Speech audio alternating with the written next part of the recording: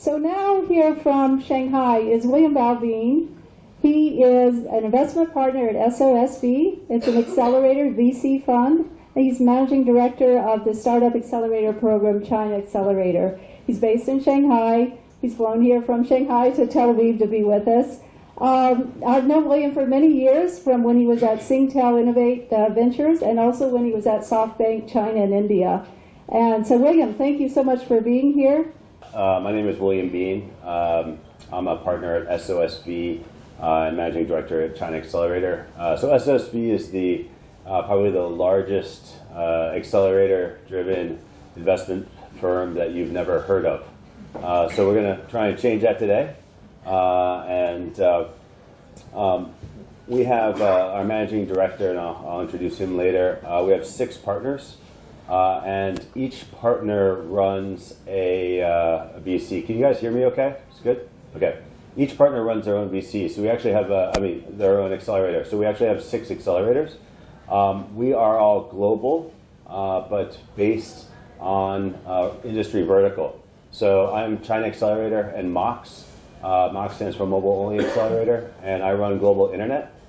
We also have HAX. HAX is the #1 hardware accelerator in the world, based in Shenzhen. So if you have a team plus prototype, they can get you through manufacturing to Kickstarter in the 3-month program, and you can launch your Kickstarter and then generally deliver within 1 month. So that tends to carve about a year off the process. They also have HAX Boost program in San Francisco to help take companies into retail distribution.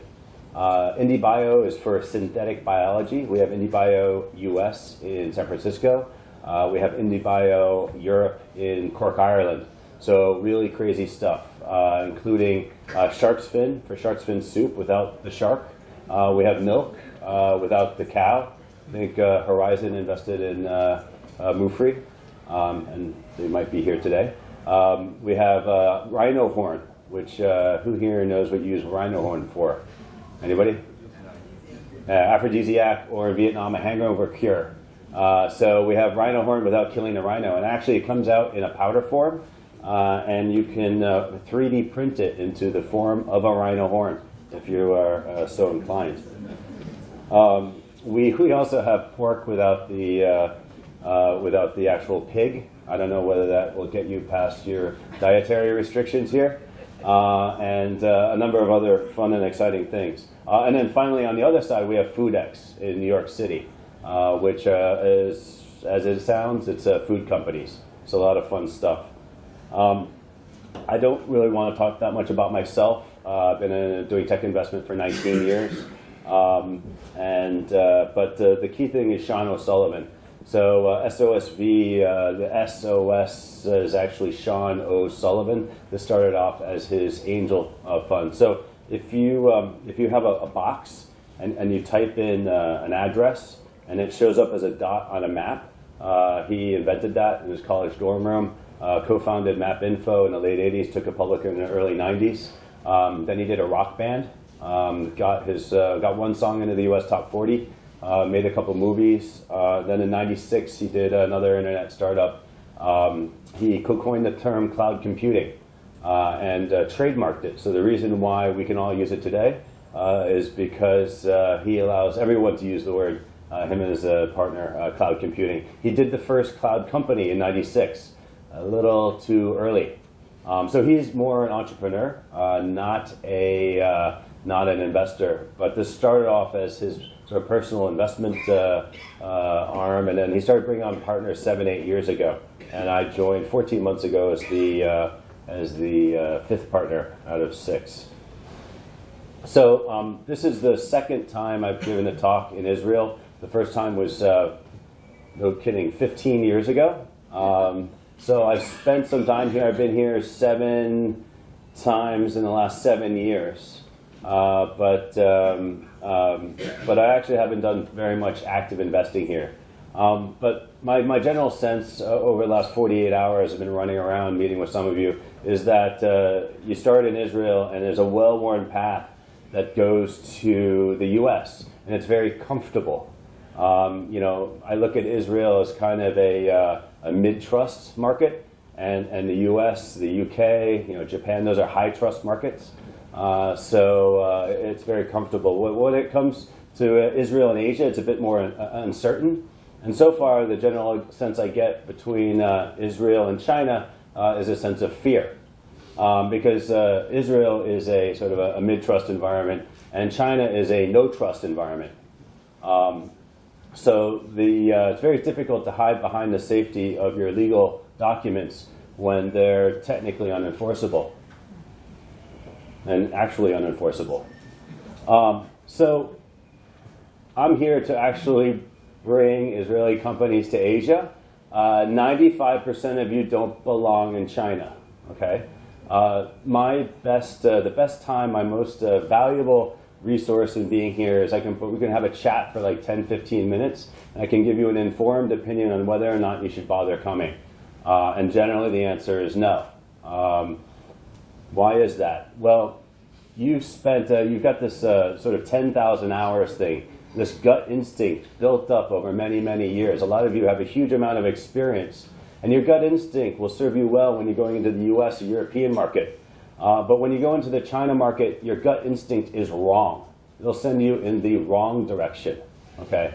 So you might think it's a good idea, but in actuality, it's generally a very, very bad idea. So your instincts are wrong. Israel is very much, my general sense, is a hard technology, a lot of SaaS companies, really, really awesome products. Okay? In China, we don't really care about your technology that much. SaaS as a business model really does not exist. People do not value software. They don't pay for it. I know this because I invested in one of the first SaaS companies in China, and 7 years later, we're still not doing that well. Okay, a little bit early. Product. Mark Zuckerberg is very famous for taking a great product and then blowing it out and getting lots and lots of users. And he had the advantage of being in school. But in China, there are generally no Mark Zuckerbergs, and they're not likely to be. Why is that? So because in China, you generally need to have cash and friends in order to be successful. Your product actually doesn't matter that much. And Mark Zuckerberg is a kid, and kids don't have cash or friends. So we're not going to have too many Mark Zuckerbergs there. Now it's changing a little bit, but you do not see young entrepreneurs who come in and are successful. You don't see foreigners who come into China and are successful. So that begs the question, what the hell am I doing there? But so look at this as an alternative universe, okay? It's different. That doesn't mean you can't succeed, but it's very different. So I have two parts of the talk, one on China and sort of one on the rest of the world. First, I'll kick into China. China, we look at it like the next billion. So you guys are part of the first billion. Some of you started off kind of analog, but you're definitely digital, okay? But the next billion is mobile. Their first experience with the internet was a mobile one.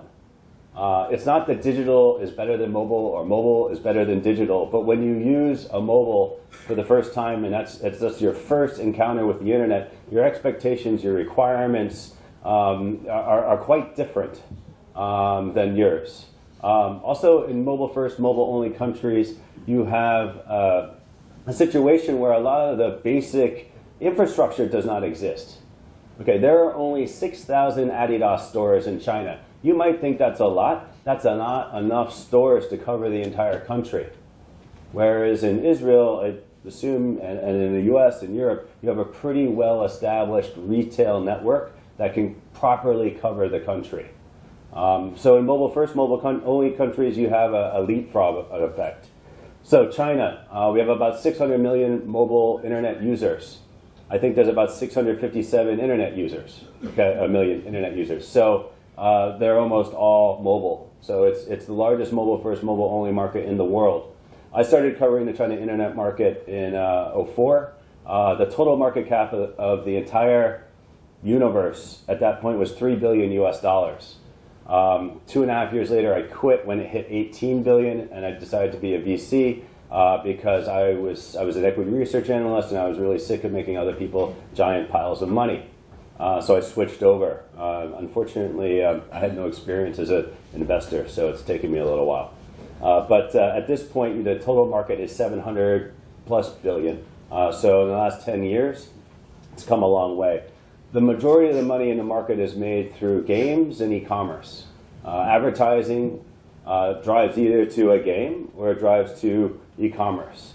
There's not a whole lot else in there. I mean, travel, that's e-commerce. Entertainment is very important. Most of the entertainment that monetizes in China is a game.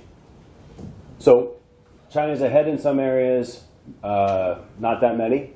China is very far behind in a lot of areas. Where China is behind is advertising. That's actually mostly on purpose. Most of the advertising in digital is controlled by 3 companies. They don't want you to know how effective or ineffective their advertising is, so they make it opaque.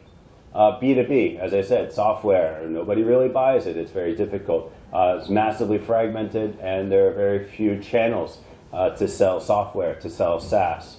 Where is China ahead? China's ahead in social, maybe a year to 18 months. We can go into that later. E-commerce, because there is no retail outlet, no infrastructure there. You have a population that if they want to buy something, they're going to do it on e-commerce. And because they don't have a PC, they're doing it on mobile. So 25% of apparel sales in China is done over online. So, but mostly a mobile versus, I don't know, US is maybe 12%. P2P, the financial institution and infrastructure in China for loans, for credit cards, is in the dark ages, you could say. So P2P loans in China are 5 times the global total. So China is 80% of the P2P loans. The same with Bitcoin. You've got a controlled currency.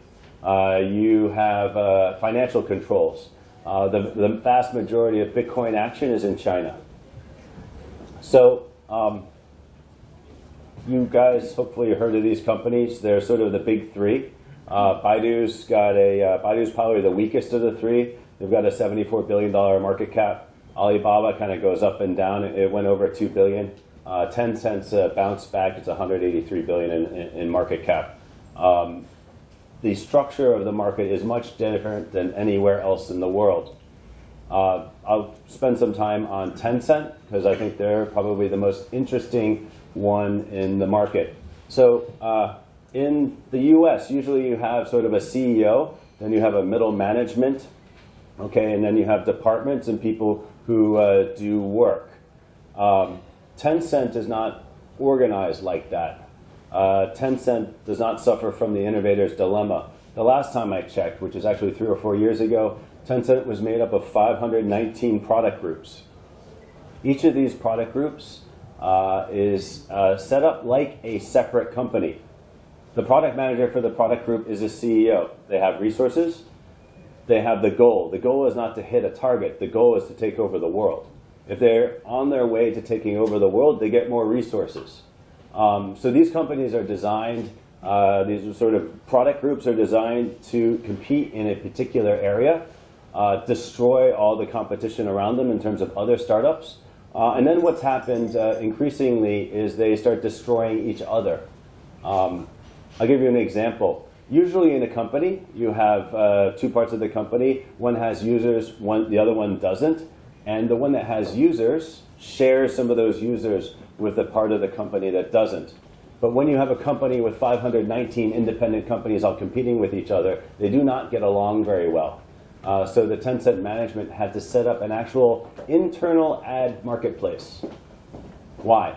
So I've got extra ad space. I put it on the marketplace. The other product groups within the company have to buy the ad space from me in order to get the promotion. Okay. This is how actually Tencent's external ad marketplace, their real-time exchange, was created. It started out as their internal marketplace because none of the people inside of Tencent would cooperate with each other. 83 billion is a number in a recent stock report. I think it's some water. Yeah, thanks. So 83 billion out of the 183. Wow, it's matching up. So 83 billion is the value of WeChat inside of Tencent. Okay, WeChat didn't really exist like 3.5, 4 years ago. WeChat is not, even though they're doing $7 per user ARPU, they haven't even really started monetizing WeChat yet. WeChat has spent the last 2 years destroying something called QQ Mobile, which is where the majority of Tencent's revenue does come from. Okay, so WeChat, laid waste to all the competitors, including something called Weibo, which was from a company that's now very small called Sina. But at this point, they're in an internal war, and the senior management has tried to get them to play a little bit nicer together. They're sort of cooperating, but the inside companies, people don't play nice. Outside companies, people don't play at all. It's vicious. What do you get with a company built on 500, 600 independent companies? You get growth. So 2015, the last quarter, the company saw 34% year-on-year revenue growth. This is a $200 billion company, and they're still growing 30, 40% year-on-year. And again, they have not even started to really monetize WeChat. So what can you do with WeChat? Well, WeChat, you can do basically everything. You can buy a house with it, okay? You can pay your bills with it. You can do your banking with it. You can get a taxi with it. You can get a bus with it. Crowdfunding, just about everything. So one of the interesting things that WeChat did is that they are actually open. When you have massive competition between 3 players, all with huge bank accounts, with huge bankrolls, these guys will basically. Wow, you're recording this. Okay. These guys will.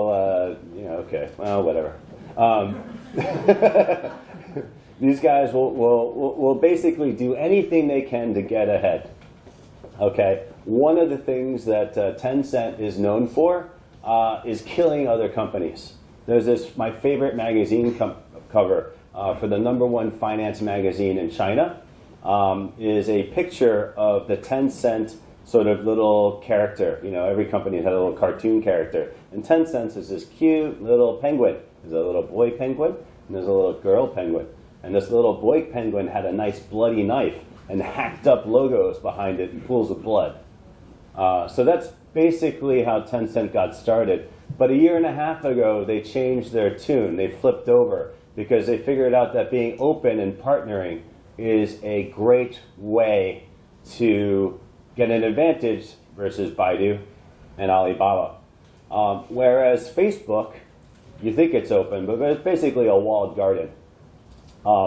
Within WeChat, there's no instruction booklet, but you have HTML5 embedded into the thing. You can do pretty much whatever the hell you want on it, as long as it's not illegal in China. I don't know whether you can read this, but this article really cracked me up. So I read this, I'm like, wow, this WhatsApp guy is a fucking idiot. Very rarely do you see a startup where their bankers are more intelligent than they are. I don't know, I'm coming from the Asian side, but the WhatsApp bankers use the WeChat cost per user to set their valuation when they were selling. But the WhatsApp CEO refuses to use the WeChat business model. So no stickers, no games, no functionality, just pure chat. And they're, I don't know, they're still, I looked at my WhatsApp this morning, I still can't find stickers in there. I'm sure there's probably stickers coming sometime soon. The good thing is that Facebook isn't so stupid. So Facebook, 2 years ago when they bought WhatsApp, no stickers, no games, no payment, no nothing. And then, post WhatsApp, they didn't make too many moves. But if you look at the Facebook product roadmap now, it's a giant WeChat clone. Okay, they're basically ripping it off feature by feature by feature. I got a new feature in Facebook yesterday called Facebook Moments. If any of you use WeChat, there's something called WeChat Moments. It's called the feed.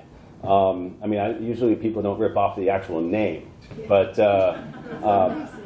yeah. So, but they're catching up. And a friend of ours wrote this article on all the different ways that WeChat is eating up the world. It's a WeChat world. We just live in it. Okay. The companies we're invested in, we're not doing websites. We're not even doing apps. We're actually starting on WeChat and then building out from there in China.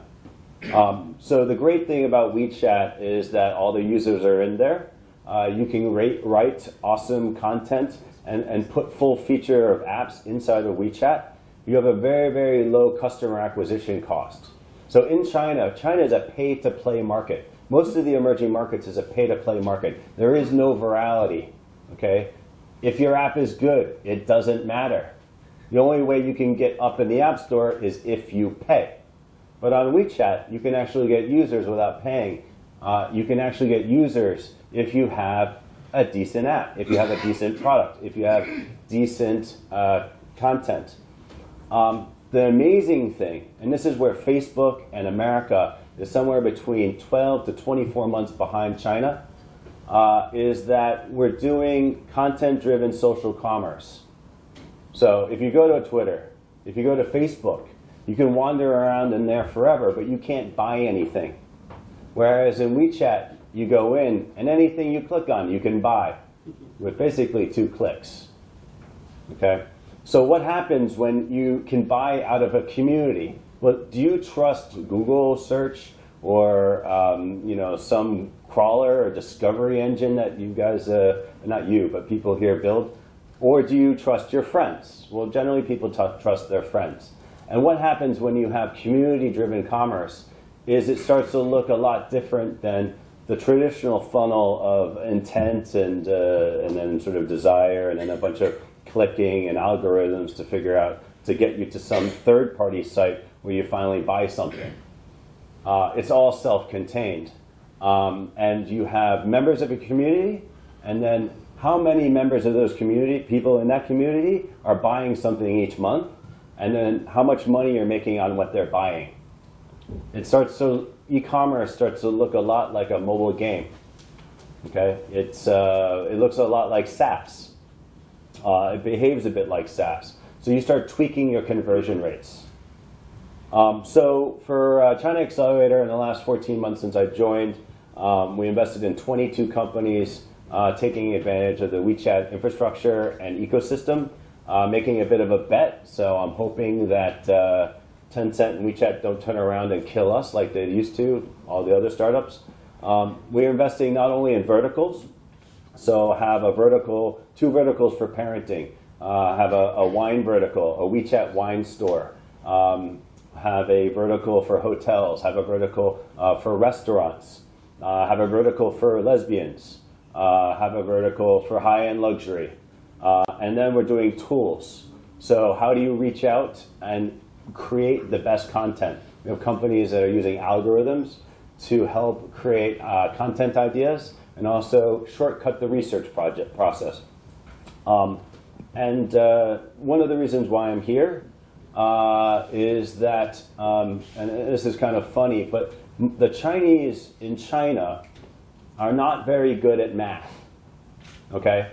The best mathematicians in China left. Why? Because they get paid a lot more outside of China than inside of China. So anybody goes get the masters, they can get 200, 300K working on Wall Street, or 150K, 200K somewhere else. They can live in New Jersey. It's very nice. In China, people do not value mathematicians. They don't value software. They don't pay for it. So it's very, very difficult to find someone who's good at algorithms. So what's missing? Not to be too dramatic, but you guys are. I'm about unfair advantage. bringing Israeli companies into China is about unfair advantage, because the folks in China have a ton of data. They just have no clue what to do with it. So that's Chinaccelerator, and that's why I flew here for today. I'm not done yet, though. Got another one. Rest of the world. I've got 7.5 more minutes. Hopefully not boring you too much. So you're focused generally on the first billion. We just talked about the second billion. It's actually $1.6 billion, but we only care about $1 billion of the $1.6 billion because those are the ones with money. But what about the rest of the world, the next 4 billion? So this is where all the world's growth is, okay? And it's an amazing opportunity. How many of you guys here are focused on emerging markets, Eastern Europe, Southeast Asia, South America? Okay, so maybe like 10%. How many of you are actually making money there? 2, 3. Yeah, that's what I thought. 4. So going into the emerging markets, nobody thinks about it. Nobody does it. Why? Because it's freaking impossible to make money. Why? Because Google Wallet doesn't work outside of the first 1 billion. Okay? It's hard to distribute. It's fragmented. And that's about to change. So my second focus is Southeast Asia, Eastern Europe, and South America. Why? We're focused on mobile first, mobile only. China is the largest market for that, and they got the most users. And the interesting thing is that when the Chinese came to America, they got their butts kicked. Okay, Chinese product in America does not generally do too well, except for some of the games. But where it does well is in the emerging markets, in other mobile first, mobile only markets. So one thing I'm looking at doing is bringing companies from here into China, getting a product and a platform that actually works in a mobile first, mobile only environment, and then taking it to the rest of the world. So for some of your algorithms and some of your optimization companies, we're bringing it in, we're putting it on WeChat. We're going to take over WeChat. But when Facebook gets done cloning WeChat, we're going to be able to take that back out. And we'll have a 1 to 2 year head start on any US companies in terms of social commerce. This is the same for mobile. But instead of going back out of China to the US, we're going to go back out of China into the rest of the world. And it's a mobile first, mobile only world.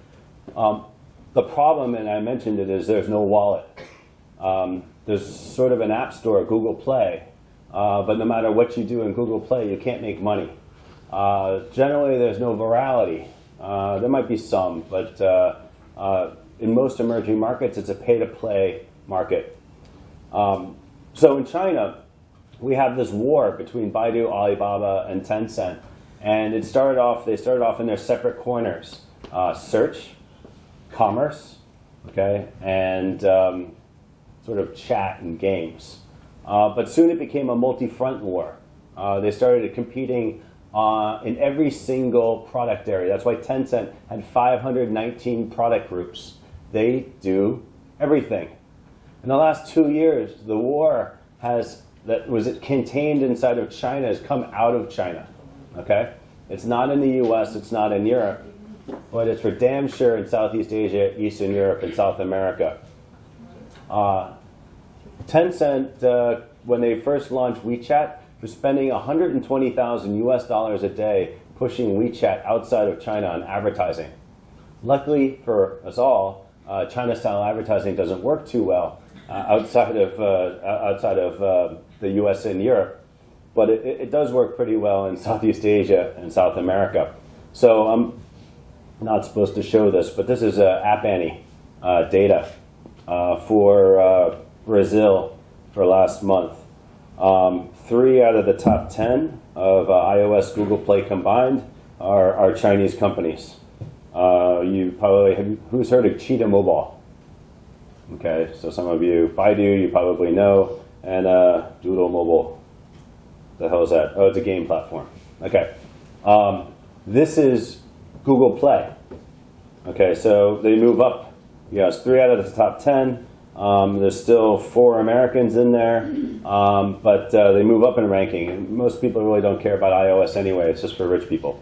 Okay? They don't have that much market share anyway. But the key thing is the entire world market. This is Google Play applications worldwide, 5 out of the top 10. You guys heard, none of you really heard of China Mobile. How about Sungi? Anybody? Chihu?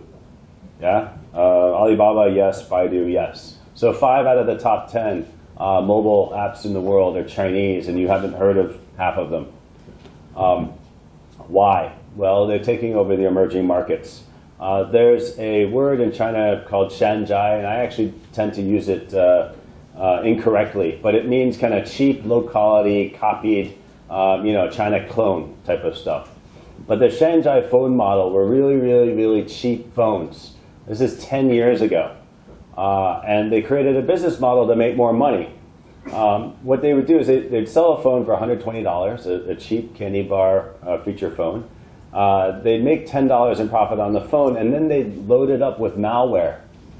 They'd load it up with games. And as soon as you clicked on the game, it would charge your account. And they would take a revenue share off of the back end. They would take a revenue share off of the software that sits on the phone. And this is like 8, 9, 10 years ago. Well, this phone model is been adopted by a company called Xiaomi. Xiaomi is an internet company that does hardware. They give away the hardware for free. They don't make money on it. Where they make money is on the software that goes on the phone. Xiaomi is the best at it. Huawei, Lenovo are kind of working on it. Unfortunately, Huawei and Lenovo are not internet companies, so they're in a bit of a bind. The key for emerging markets and the key for mobile-only world is controlling the phone. So Apple controls the phone. People hate Apple, but Apple is generally fair. Google tries to control the phone. They don't succeed too well. But in China, companies like Xiaomi, Lenovo, Huawei, they control the phone. And 3.5 years ago, I exported that model to the rest of the world through an investment. This company, we now control 100 million Android handsets. Okay? So we're adding 7 million per month. I'm putting an accelerator on top of it because they're not very good at BD. So this is my phone this morning. There's a chat thing on there. There's a photo thing on there. No investor, no VC probably in their right mind would invest in a cloud photo app. Why? Because they're not looking at the emerging markets. Okay, they look, okay, Google's got Google Photo, Apple's got Photo. Why the hell would I invest in photo? No one should invest in photo. Not unless they have 100 million phones and they're adding 7 million a month. Because within a year, I'll be number 3 in the world. And I'm going to go one by one, one or two for every different category in the phone. So we have the distribution, and we give it all away for free. We control all the data in the phone. And we will control all the data in the apps, because we have a payment SDK that pulls the data out of the app. We have an advertising SDK that pulls the data out of the app. We can, for the sticky apps, we put advertising in and drive the users to apps that monetize. For the apps that monetize, we'll drive people to them and make money. It's all revenue share based. No more pay per install, no more CPM. Okay? Game changing. And we don't really want to play fair. I mean, the Chinese don't play fair, and they're coming out of China. I'm not I didn't have the benefit of Israeli military service, but where I come from, if you want to win a knife fight, you bring a gun. So yeah, here on combat, I know, yeah. So we're about unfair advantage. And so China is about unfair advantage. Southeast Asia, Eastern Europe, South America will increasingly be about unfair advantage. We're in the business of unfair advantage. So if you've got an awesome unfair advantage, you should definitely be coming into this markets. So I deleted most of the rest of the presentation, but we have a lot of mentors. They're awesome. And we make money. A lot of accelerators I noticed are nonprofit here. That's awesome. We are a for-profit enterprise. Not doing this for free. I have no sort of impact on this track record because I joined 14 months ago. I'm glad they brought me on. But we have a 38% net realized IRR for the last 18 and the last 10 years, which, depending on who you track, we're in the top 5%-ish. So thanks a lot. Oh, great, William. Thank you very much. William is a real get-to-know person in China.